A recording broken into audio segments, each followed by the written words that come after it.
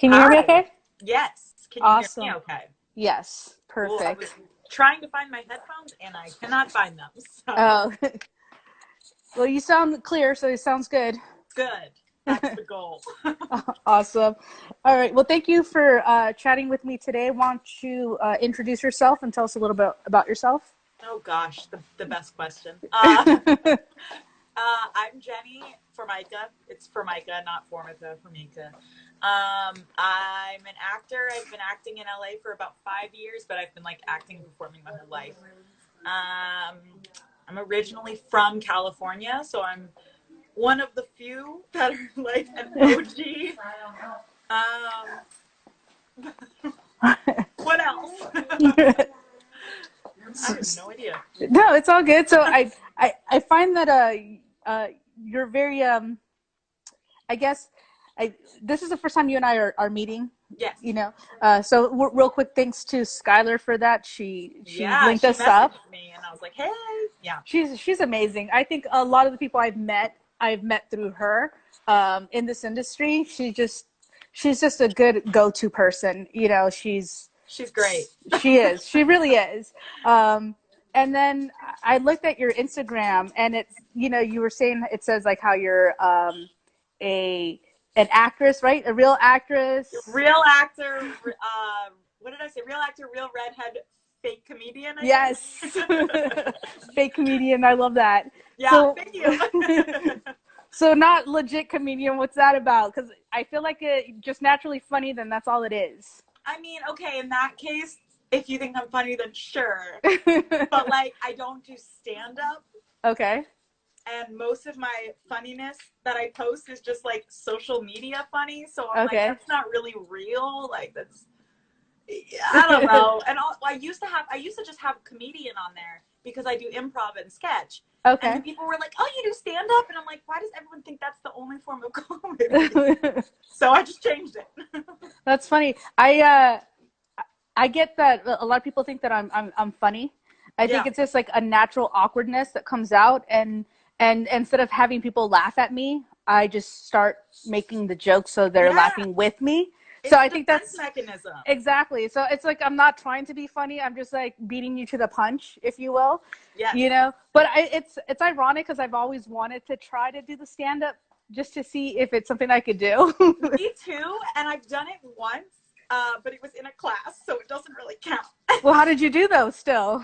It went really well, but this was the only time in my life that I was legitimately shaking. Like, really? My body was like legitimately like trembling. I was just like, oh, okay. Yeah, because it's like, you don't have anything else to rely on. Like, there's no team, there's no script. Like, it's just you, and it's terrifying. Yeah, no, I get what you mean. That's why, like, with this industry, I'm so behind the camera. I'm so far behind it. Because I'm just socially awkward as it is. I'm an introvert, and I'm proud of it. And it's just my natural nature of being. I've tried it, like going to those networking events, and I'm usually the one in the corner on my phone playing app games or texting someone. Is so awkward because you feel like you're like, I'm here solely to use you. Like, like that doesn't feel good. It's professionally like speed dating, and it's super awkward because you're trying to figure out, okay, what can we get out of each other? Because that's all this is. Like, we're networking because you need something and I need something, and we just got to figure out if we both like mix in what we need. Can we barter in our talent? Yeah. Yep. And then when you're an actor, it's like, I feel like, what can I offer? I'm like, I can't offer you anything you actually need. It's just like, I think it's tougher for actors, to be honest, because I write and direct, and a lot of times, like, I stopped a long time ago trying to create things for free. I used to do that when it was like you're in film school. You can get away with it. You can get away with that kind of stuff in film school. But when you're outside of it, like, utilize what you did in film school and then try to get legit gigs, like start from the bottom up, work your way up. So when I got out of film school and I started doing my own things and I realized I don't have the funding for this, I feel bad for the actors because then that's who we all go to. Like, hey, can we collab? Yeah. Yeah. You know, you'll get your reel, you know, and Oh it's kind my of like, God. I feel Yes.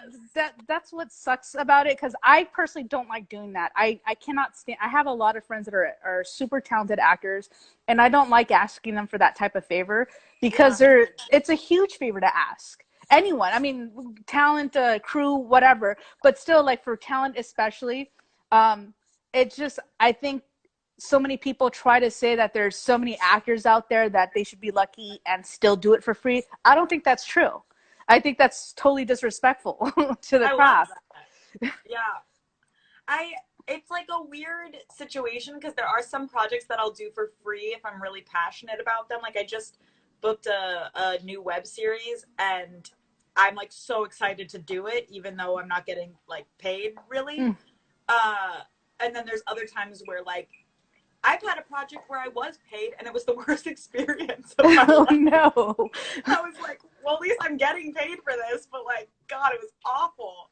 Oh And my so gosh. I'm just like, I totally feel that and it's frustrating.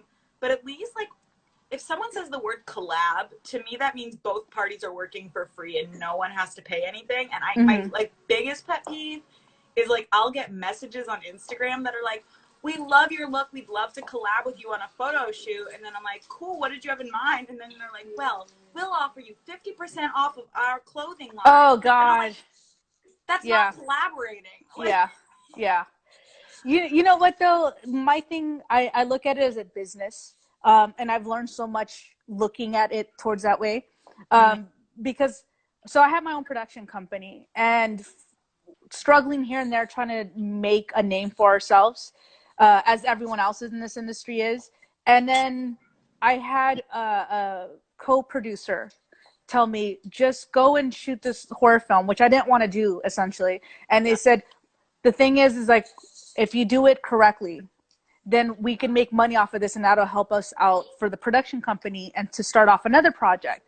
So then after I started looking at it from that perspective, I realized that, yeah, collab is us both doing something, putting our efforts in Mm-hmm. equally. But if you're doing a feature film collaborating, quote unquote, then you're doing a product, and the person that essentially owns that product, if that product, you know, does great, They get the money. they get the money, they get all this stuff. And if you're, you know, I'm not going to knock it, because it would be great if all of a sudden that leads you to other gigs, Right. and you know what I mean? Like, so there is that, but that's still, you're working just as hard to get there. So you'll get there eventually. You know what I And mean? like, So and what sucks on the actor's perspective too is like, if I do a gig for free, it's not just the shoot day that I have. It's like mm-hmm. the prep, the memorizing, the emotional work, then the shoot day. And it's like, or multiple shoot days, whatever. And so Mm-hmm. it's like, if the shoot day itself is, you know, if there's 3 shoot days, I'm going to need at least, you know, a week, whatever the time Mm-hmm. frame is to like get all that work done. So if you're not being paid at all, you're like, I just did 7 days of work for you, even though you only had to do 3. Right. And it's just, oh yeah, it's Yeah. definitely hard. But then you have the other side of like casting directors, and you have like agents and managers that are like, you have to have good stuff on your reel. You have to have things that Mm-hmm. on your resume that like look good, so people call you in. And you're like, what is the catch-22 of this industry? Like, why is it such a catch-22? It is. It's crazy because, okay, for example, I had this I have this project, this drama feature, right?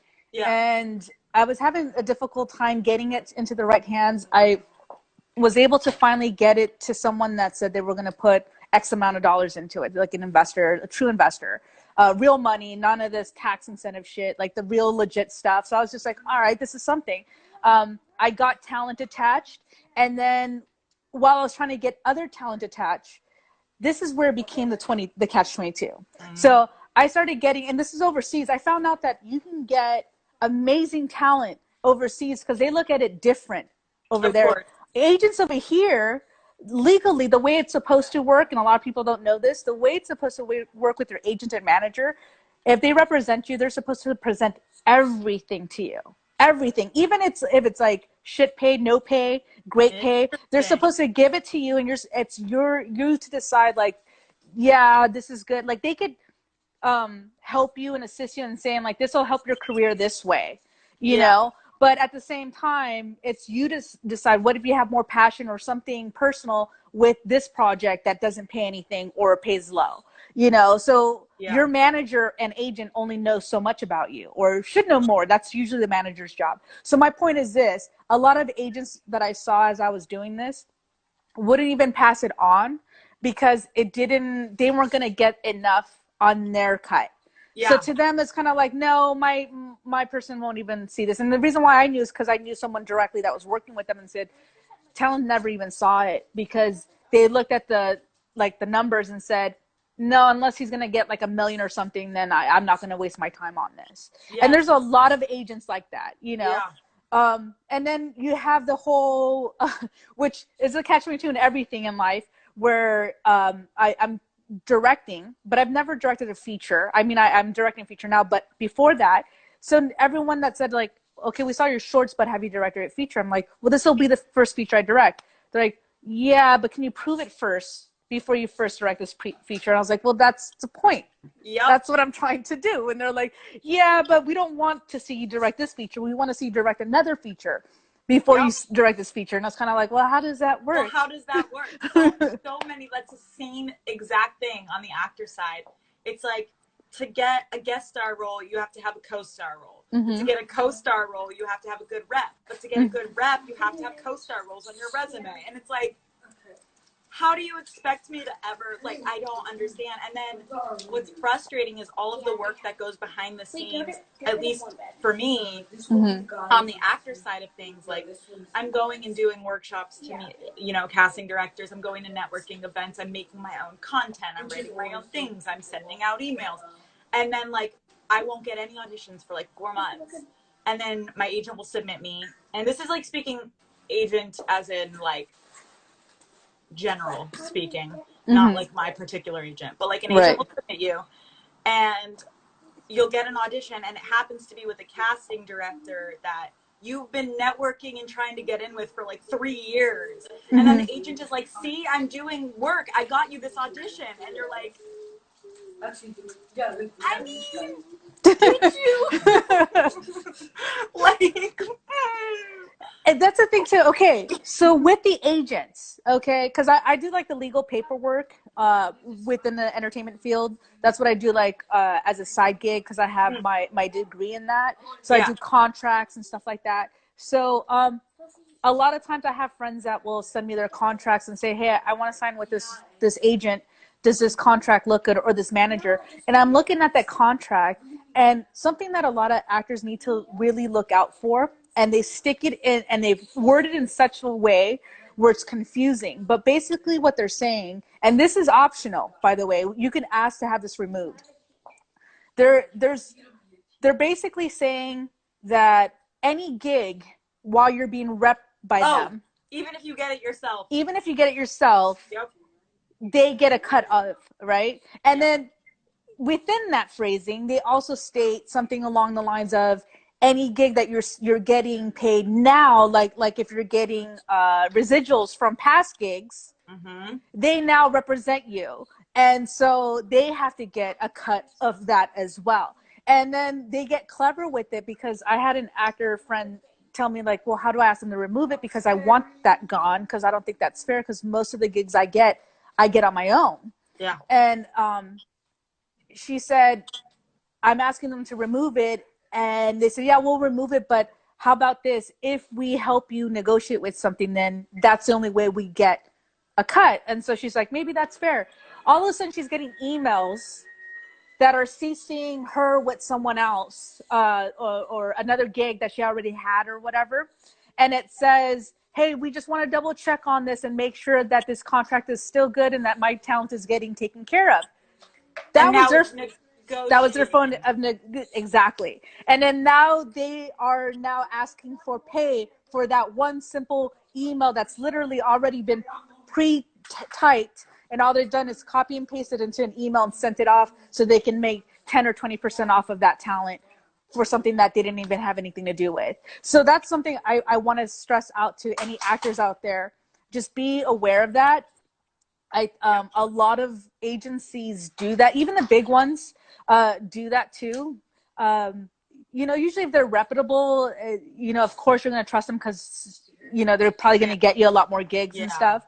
But a lot of the smaller ones have different ways that they format it and phrase it where they try to get away with that. And you can negotiate your contract. A lot of people think that just because it's on paper, you just have to sign it. That's not true. So I always tell people, read everything a couple of times, try to really read that line, remove any words that are confusing, and then surprisingly, it's going to start making sense. Like if you remove certain phrases, you're like, wait, that doesn't make sense. Let me just remove that and read that sentence again. And all of a sudden you're like, oh, wow. So it's just like a quick little advice that I have, because a lot of actor friends that I know, I helped them out with that because they didn't understand why all of a sudden they were owing money on something that I did a project. This was a few years ago, and I had a friend of mine reach out and say that for her audition, she had to bring a friend with her. Like they were asking to bring a friend, and she had talked to their agent to try to get someone that was also repped by the agent, but no one was free. And so they said, yeah, you can bring whoever. So she brought me. We ended up booking the job. And I never, ever signed any contract with her agency at all. Like this was solely like through her agent with her, but like I was on my own.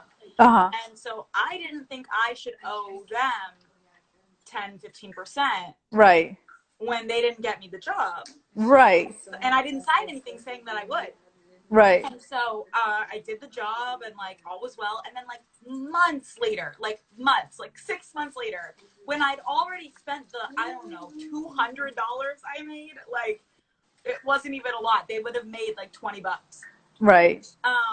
They emailed me saying that I owed them. And I was like, I don't know what you're talking about. And they were like, well, we got blah, blah, blah. We got you this job. And I was like, but you didn't. This was actually through my friend, and I didn't sign anything with you. And they're like, well, you still owe us the money. And so I just ignored it. And then I got an email again like a month later saying the same thing. I ignored it. And then I got an email saying they were going to sue me. For $20. For $20 if I didn't pay them their amount. And so, like, of course, I'm like, well, I don't want to be sued, even though I think I could win that case since I didn't sign anything. It takes a couple hundred just to go into that type of lawsuit. Exactly. It's not even worth it. Pay the $20, but like I just think it's so shady. Like you're really out there trying to like hunt the people in the industry who have like the least amount of jobs and money. It's crazy. It's insane. It's insane. And like, oh God, it's awful. Yeah, and I'm coming across it a lot. It's different from my end, obviously, because I've had some people ask me if I was repped, and I said, why would I be? I haven't done anything large enough for anyone to want to rep me. That's just me being honest. It's different for what I do in comparison to what an actor does, who's always out there, hustling and trying to get that gig and really working for it, where what I do, I'm trying to sell something. It's a little different so that's why I look at it as a product. I'm trying to either sell a script that I wrote, or I'm trying to get money for a script that I wrote, or I'm trying to sell a project that I directed and produced. Either way, it's a product. So with people that are not actors, I always tell them, because I've gone to those type of talks, workshops, where they're saying like how to get your agent, how to get an agent, how to get this. I always tell them like, don't waste your time with that. Wait until you get to that point, because for actors it's different, but for anyone else, like if you're like a writer, a director, or even a cinematographer now gets repped, wait until you've proven yourself and you're at that level where they're coming to you. Because it's a little different when you're on that spectrum, when you're on that side of it. It's kind of similar, though, even like for actors, at least from my perspective. Like when I first started, I was so like, I have to get an agent. So I went and I took like these crappy headshots. I knew nothing about the industry. I had taken like one workshop of like acting, and I was like, I'm ready. Went to try to get reps. Quickly did get a commercial rep. Didn't get out like more than once. But even so, like, I look back and I'm like, even if I had gotten out, there's no way I would have booked unless it was literally for something where they're like, you stand there and smile. Because I had, like, no skill set and, like, no training at all. So I feel like for people just starting out, and even if they've acted their whole life in, like, theater, Mm-hmm. if they're just starting in, like, film and TV, like, I highly recommend, like, taking a class or two, you know, waiting. They're so quick, like, I need to get headshots. And, like, your headshots aren't going to get you anywhere if you don't have anything on your resume, including training. Like, if you have nothing, then your headshot's just a picture. Like, it's not going to get you anywhere unless you have some, like, really unique special skill that they're, like, seeking out that no one else has. Right. But, That like, third eye or something.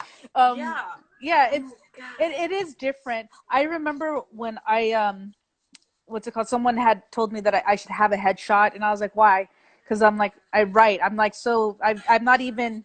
And they're like, well, you need it for when you're having meetings or whatever in your resume. Because I guess they showed me a couple examples of resumes for writers and directors where they have their little picture on the side, and they're like, you got to start promoting yourself. Because like I said, I'm awkward, and I have like low self-esteem as it is. So I was just like, how weird is that going to be me in front of the camera? Like I try to avoid it. So this is a lot for me, by the way. It's okay, so there's only 2 people watching. hey, so too many, you and me. So I remember the first photo that I took. Mm-hmm. I still have it. It cracks me up because I felt like it should be like on a bench selling real estate.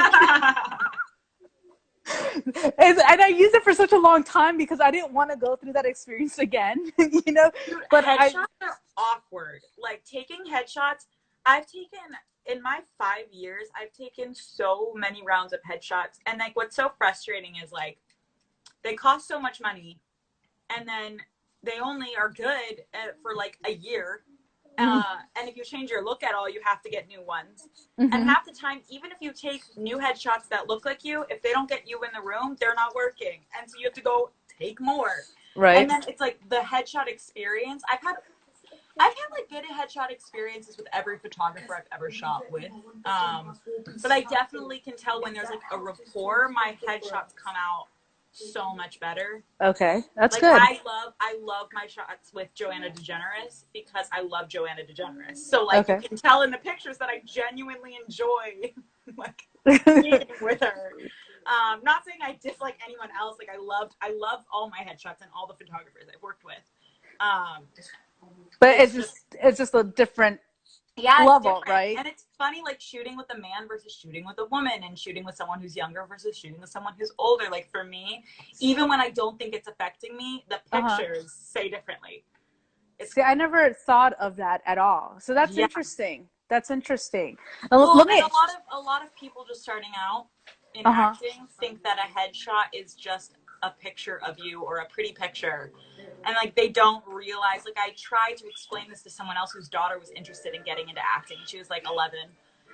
And I was like, look, she goes, well, what about these? I'm like, those are beautiful pictures of your daughter at the beach. Those are not headshots. Like, right. The headshot. And she goes, well, I'll just do it against a plain wall. And I'm like, again, even if she's just like a cute picture, it's like you have to have an essence coming out of the picture. And there's like different angles that work, and there's different lighting that works, and inside versus outside, and what your daughter is wearing. And you need someone who's skilled in that set. Even if you're a professional photographer, if you're not skilled in headshots, it's a totally different medium. Yeah. It's just like saying, oh, I'm a really great watercolor painter, and I go and pick up a charcoal pencil for the first time. I'm not going to be great at it. Like, right. No, and it's true because I've come across a couple of headshots where they'll send me like 5, the same actor, or, you know, she'll send me 5. And I'll look, and it's the same pose, same look, same everything, different background. Yeah. And it's like, even though sometimes a couple of them were like the same clothes, same outfit, it's just like, now it's this background. I'm like, okay. Like, what do I do with this? Exactly the same thing. Did you just screen this and just change the background? Like, if only it was that easy, that would be wonderful. I was just like looking at it. Because I go through them sometimes when we're auditioning for projects, and I'm looking at it. So please, because we'll put this again on YouTube and whatnot. Yeah. If you're watching this, don't do that. No. Give them advice on that, because I'm serious. Like, I get those every so often. I Yes. do. I get the ones too where they're starting out and they get their phones and they do the whole, Yes. or the selfie in the bathroom. I don't understand why they think that's okay.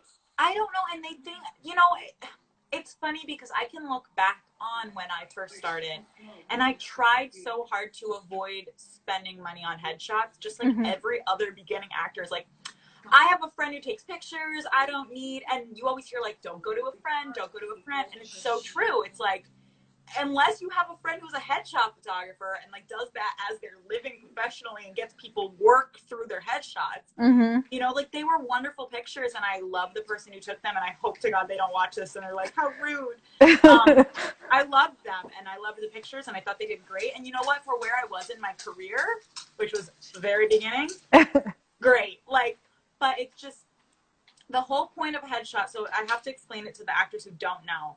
A headshot's used for basically like two different things. One, it's used when you submit to reps. So like you're trying to get representation, you send them your headshot, your resume, your reel.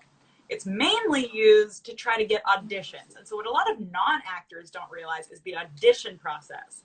So we'll use just like Actors Access as like the example. There's a website called Actors Access, and on it, that is where actors can submit themselves for projects, and agents and managers can submit their clients for projects. The actor side usually sees a lot less. They'll see the smaller projects, or they'll see like really specific things that they had to open up to actors, where the agents and managers will see like, This Is Us and Supergirl. They'll see like the big projects to submit their actor.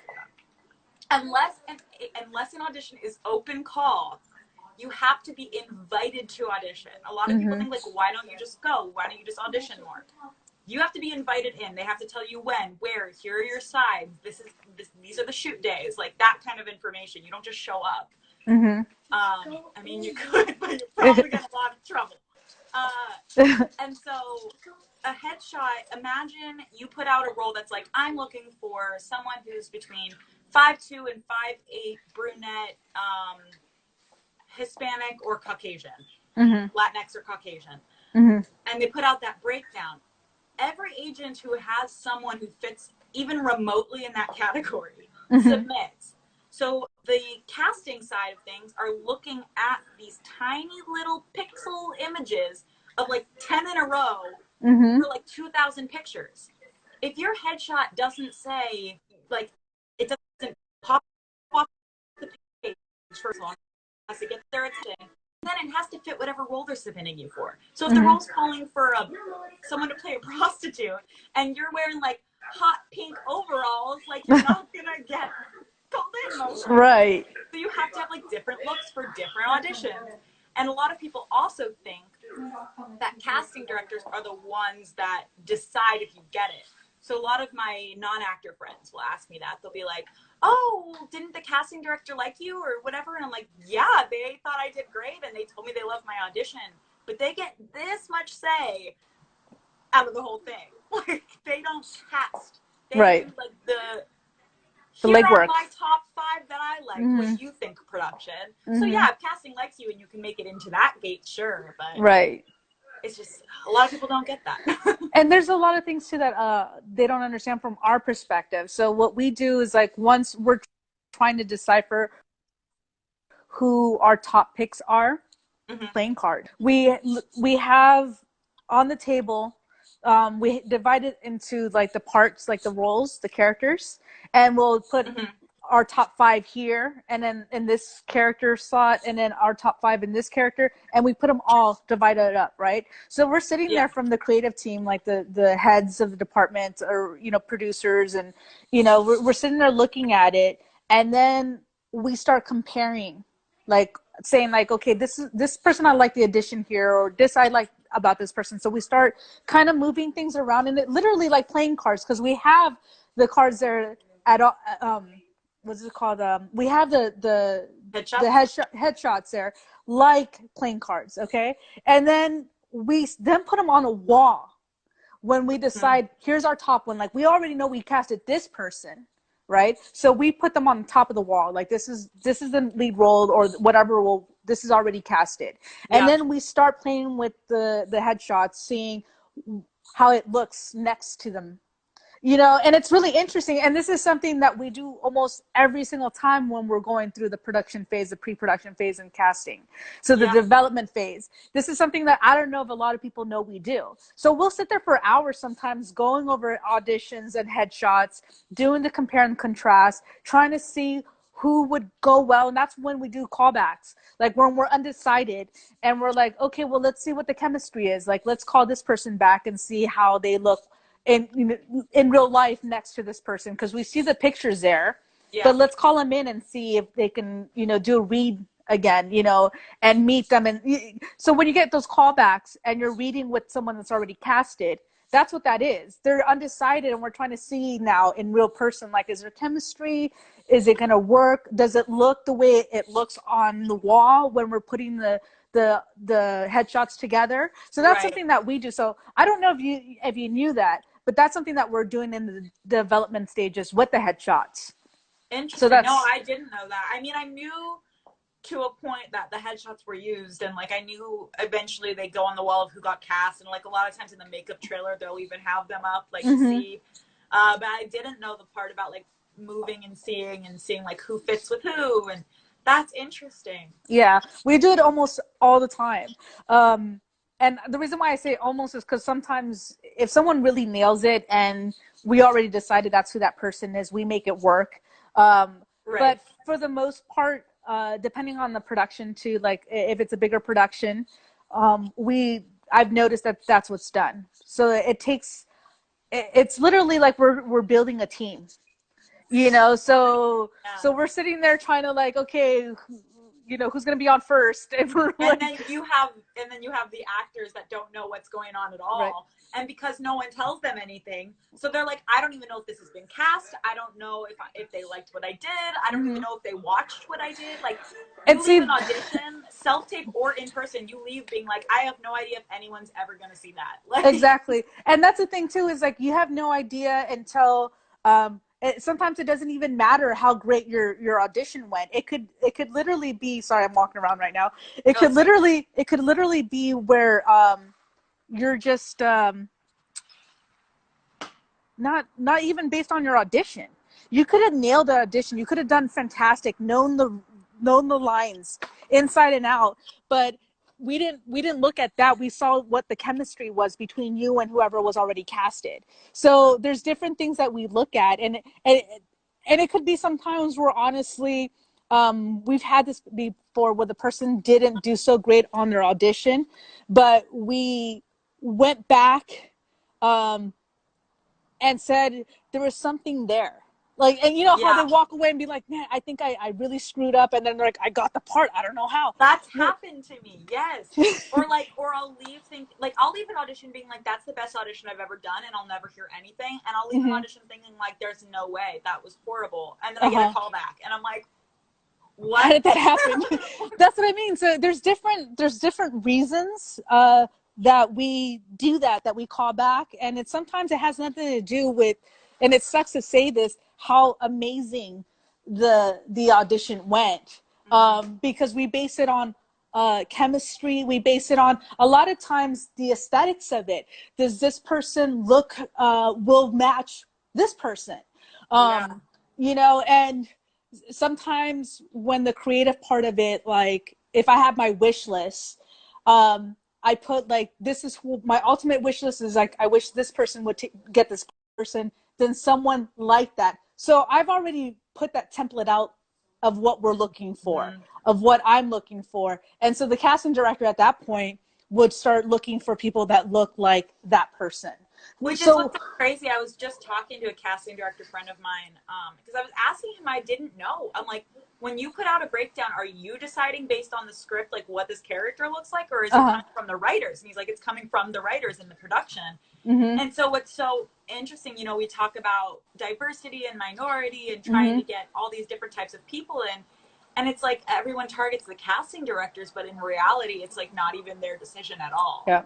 Like, and there's times too where, so, okay, for example, the drama that I wrote, everyone kept seeing one of the characters a certain way, and everyone would read it a certain way, like, oh, this guy was from the streets, like this is this, like they build up a whole different idea of this character. Yeah. And it was weird because I didn't realize that's how it read when I wrote it. I had a whole different intention, right? But every single person I talked to read it the same way. And there were different backgrounds, different people from different areas that all read it exactly the same way. And so when they were coming to me like, oh, I can see so-and-so play this, and I was like, you're the third person that said that. That's so weird. And they're like, well, who did you imagine when you wrote this? And when I told them, they were like, I didn't get that at all. You know, wow. They didn't get it at all. So that's what's interesting about it, is that they're like, so sometimes a writer, especially if they don't have a say, they'll get it if a production company gets it and owns it and buys it. They'll turn around and just do whatever they can. So, for example, the guy, and I forget his name, who wrote Tanya, Tanya. Okay, but this guy has been in this industry for years. He was the guy that did all the rom-com movies, right? He was every head like studio's go-to guy, like Hope Floats. There was a whole bunch of other ones like that. He was the guy that wrote all those rom-com movies. And every single movie that he wrote, every project that he wrote, he had his best friend in mind for it, which is Allison Janney, right? Oh, yeah. Okay, so they grew up, not grew up together, but they went to film school together or something in the East Coast, and he was going to school to be a writer, and which he ended up doing, and then she was going to school to be an actress, which she was doing, and then they worked together back in the day, and then he's told her, I'm going to write projects and I'm going to make sure that you get in my projects. And she was like, awesome. This is like a long time ago. And they said this was a promise that they've always had. So he'd always tell her like, hey, I saw this project and I told them this character I wrote with you in mind. Every single project he wrote, and he would give it to these major production companies and studios. He would say, this character is for Allison Janney. And they were like, yeah, that's nice.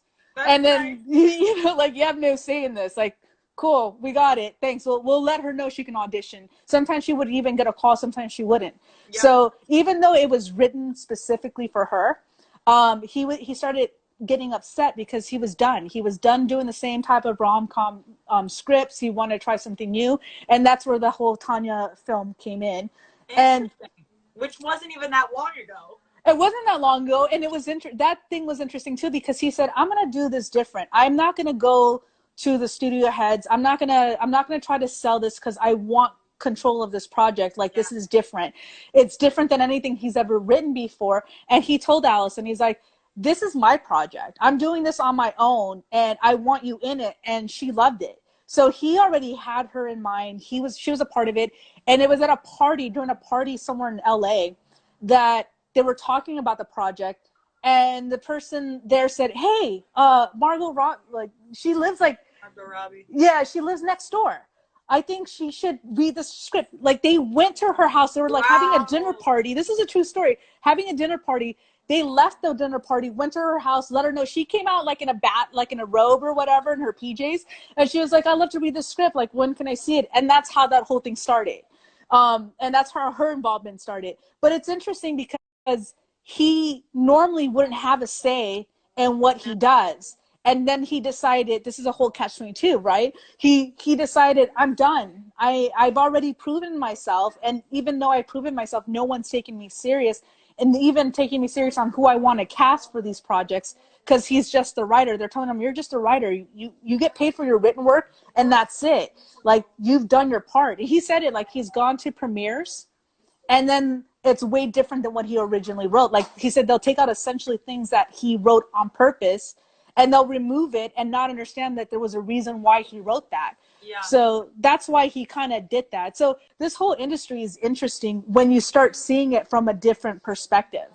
You know, like for me, I've been trying to write this one script for like 2 years. Mm-hmm. And the whole purpose of it is like, I want to be in it. Like, I wrote the lead role for myself. For you. Mm-hmm. I'm like, I don't care who you cast in any other role, but like, this is for me. Yeah. And what's so crazy is if you think about it, like with that guy, I don't know his name, but if I feel like back when he first started and was trying to sell things, Allison wasn't even as big of a name as she is now. And what's so sad about that is she was equally as talented. She was equally as great.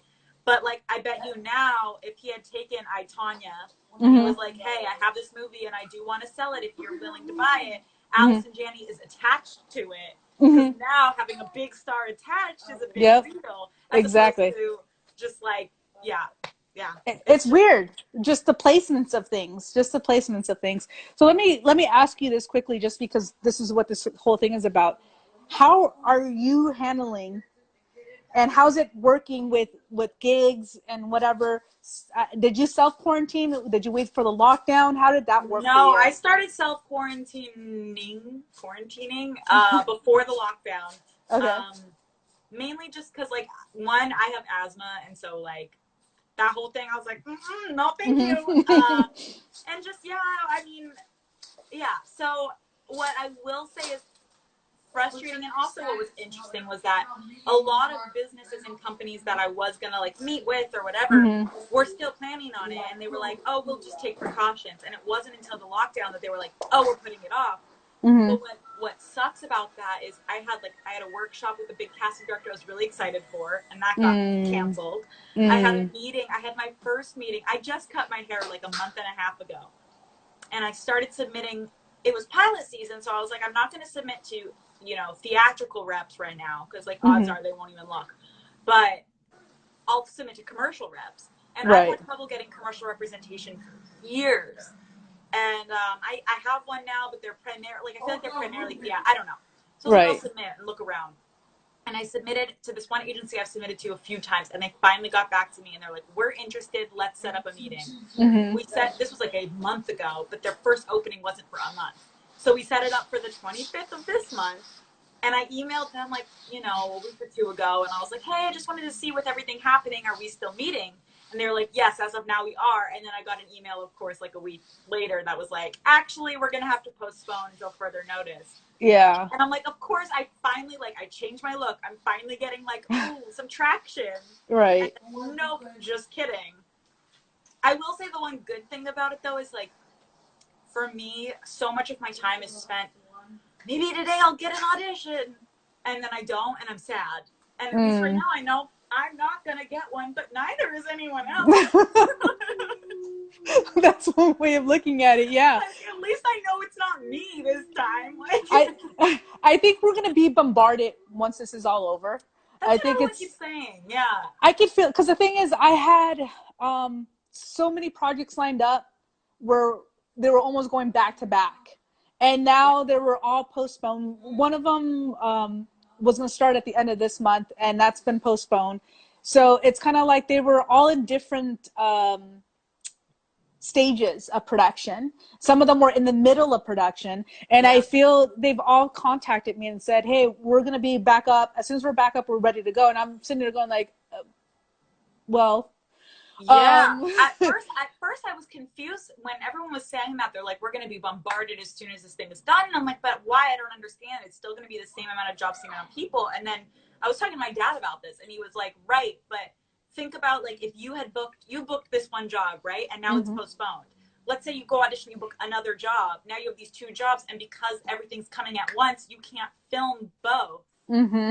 And I was like, oh, that's interesting. I didn't even think about how the fact that, like, overlapping jobs are going to at least open more jobs for other people. Which could be a good thing, too. I feel. Hope so.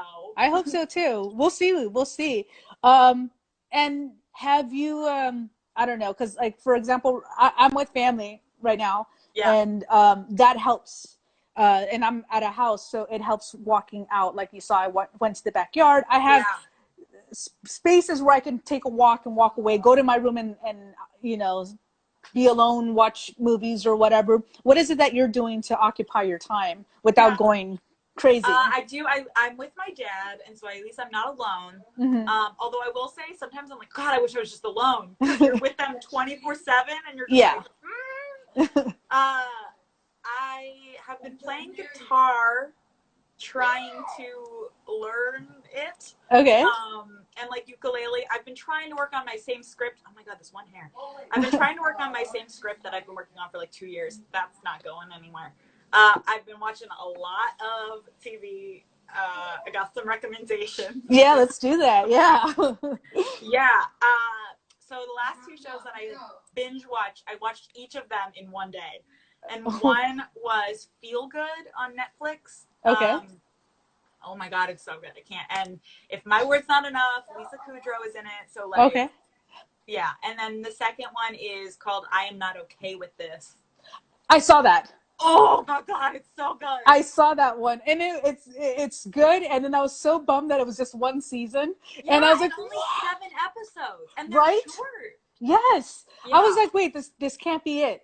This can't. And yeah, if that does not get picked up for another, I'm gonna be so sad. Oh no, it has to. It has to. I need to know what happens. Like, and it's so like plot twisty. Like I didn't even see the first thing coming, and then it happened, and I was like, wait, that's what this show is. Like, it's good. I like it. I would say like don't read anything about it. Right. Just watch it because it was so cool to have that. Oh, I didn't see that coming. Yeah. Yeah. No, I know what you mean. No, that's a good recommendation. I'll check out the other one because I like Lisa Kudrow. I think she's great. So I'll check that one out. She's great. And the lead of it is May. I can't think of her last name, but her first name is May. And she like created the project, and she's playing a version of herself, and I believe it's like loosely based on her life, and it's like it's a comedy. Okay. But not like a sitcom comedy. It's like a single cam. I'd say drama. I don't know, dramedy maybe. I don't know. Okay. It's really good. Okay, I'll check it out. What was the name again? It's called Feel Good. Feel Good. Okay. Yeah. Okay. Check it out for sure. Is there anything that we can find with you in it, or anything you want to plug or promote for yourself? I will promote my future project that we haven't shot yet because quarantine. It's called Their Story. It's going to be, I believe, a web series. It's a queer LGBTQ themed web series. Mm-hmm. And I am playing, oh my God, what is my character's name? San? I think her name is San, S-A-N. Okay. Oh my gosh. It's okay. I auditioned for a different role and then booked this role. I'm like, it's not Hazel. It's not Hazel. San. That I'm super excited about. So awesome. All right. But for now, it's like everything I'd plug. I'm like, Second City's shows are canceled. Oh no. Where can people follow you, find you? I am at Jenny, Jenny Formica, Formica on Instagram, on Twitter. My TikTok is TikTok, yeah. My TikTok is as told by Ginger, so like ginger, but it's Jen, Jen. Awesome. Yeah. Cool. That's pretty much it. What else do people use these days? No. My LinkedIn is no. My social. My social, my credit card. All right, cool. Well, I do want to thank you for chatting with me today. Everything here, I put it on YouTube. I'll share the link with you so then you can share it as well. Oh, and sweet. Then I look forward to talking to you again when this is all done, and then hopefully working together. I think you're super amazing. That'd I got some great. projects. You too. I love talking to you. Let's collab without collab, but with pay, okay? Let's collab. I'll offer you 50% off at my store. Do you have anything you want to say before we go here? Was there anything else I was supposed to? I know we talked a little bit. You had said like recommend favorite TV shows, favorite. Is there anything else? Is that it? That's pretty much it. Cool, but no. All right. Well, thank you so much again, and I look forward to seeing more of you in the future. Yeah, thank you. You too. All right. Have a nice rest of your day. You too. Bye. Bye.